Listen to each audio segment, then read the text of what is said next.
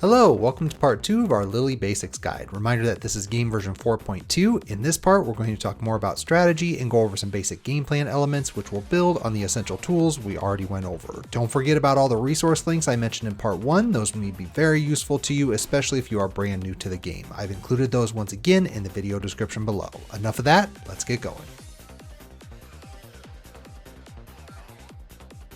Let us begin with that which tends to give people the most issues, back turn. First, back turn 1 is a standard back turn jab, so it's incredibly fast at I8. Back turn 1-2 operates much like a standard jab, although in Season 4 she now has a really dangerous back turn 1-4, which is a beefy natural combo that is still safe and of course still starts from the 8-frame jab. It doesn't jail, but thanks to the spin status on hit, you get plus 10 or a splat. So at the wall, this can get silly. For example, counter hit forward, forward, forward, back gives a true plus 9, so counter hit forward, forward, forward, back turn 1-4 is a combo. If that hits at the wall, you get silly damage.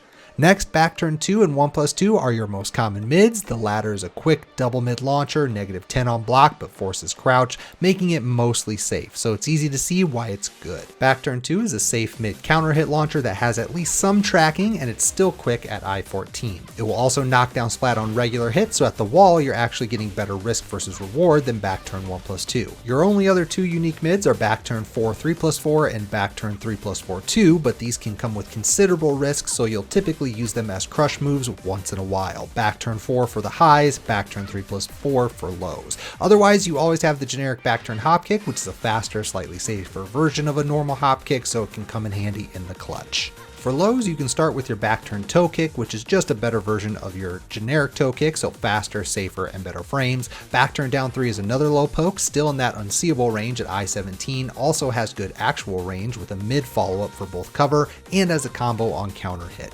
Down 3 also high crushes, hence the strength of the counter hit combo. That second hit does splat, so it becomes particularly nasty at the wall. Just be careful since both hits are risky on block.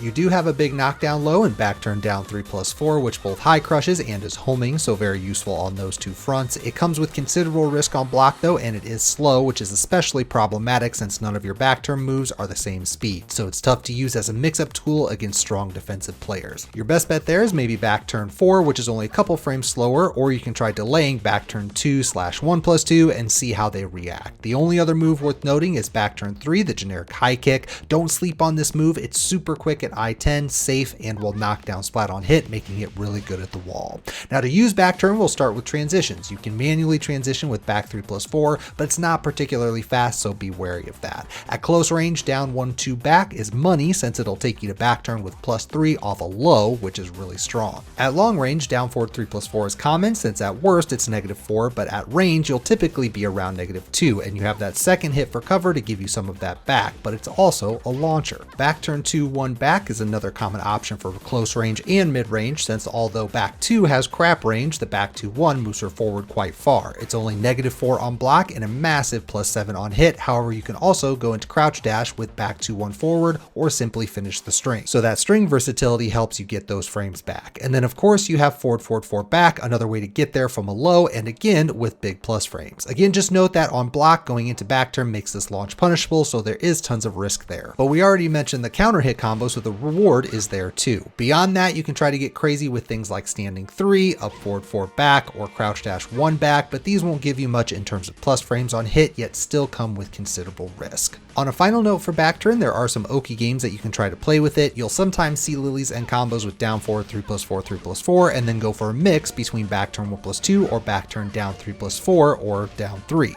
If you're going to do this, note that you have to cut your combo short for this to work. Specifically, you have to spin by hit 3. If you go beyond that, your opponent needs simply to hold back to get up and the mid will whiff. So all they need to do is press back and block low. For example, from down forward 2, instead of the staple combo, do simply down forward 2, down 2-2-3, then down forward 3+4, 3+4. Or you can do down forward 3+4, 3+4 as your wall splat combo. But any situation where you can land something like that leaves you in back turn can lead to back turn okie pressure, so just try to get creative and pay close attention to how your opponent reacts whenever you turn your back to them.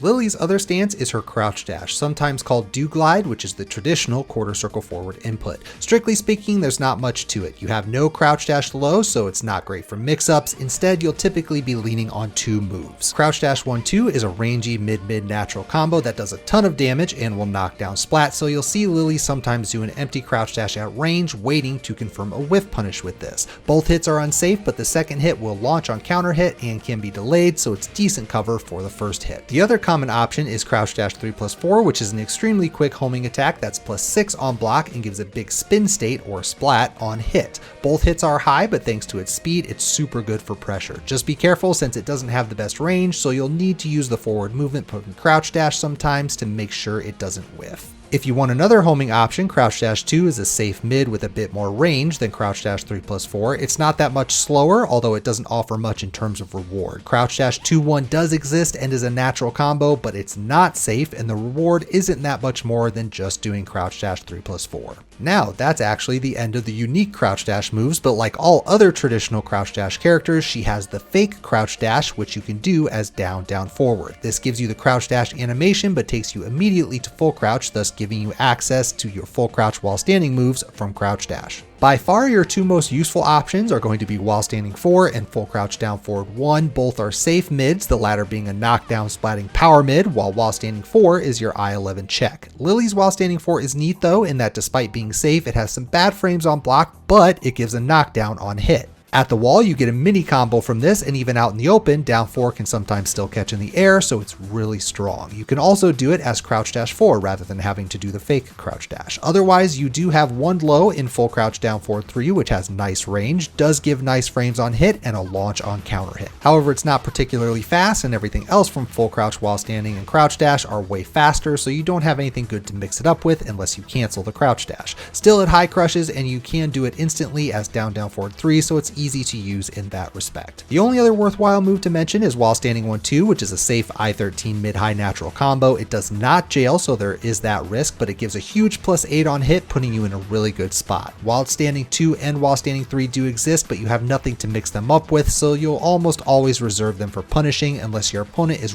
really committing early to their ducks. Although on the topic of punishing, note that fake crouch dash has a lot more high evasion than the regular crouch dash, so if you are consistently going under jabs and such, feel free to rip off a while standing 2 to try to get a launch from that whiff. While standing 3 is the same speed, but way more punishable against characters that have long range launchers, although it can be super strong against characters that do not. Lastly, a quick word on her crouch dash transitions. The only ones you'll really use are forward forward 3, back 1, and back 2 1, although you can also do it from 3 2, back 3, back 4, and up 3, up 3 3. Doing the crouch dash transition will always yield better frames, but note that you can cancel the crouch dash transition by tapping up, which starts a sidestep, from which you can then hold block. This adds a ton of versatility and safety both to the transition move and the crouch dash in general. Forward forward 3, for example, becomes completely safe rather than -12, so you have a safe mid launcher you can use for approach. But canceling your crouch dash this way allows you to pop back into standing, quickly giving you access to those moves while faking a crouch dash. Or you can let the sidestep finish since her sidestep is very strong. In any case, get creative and you'll find your openings.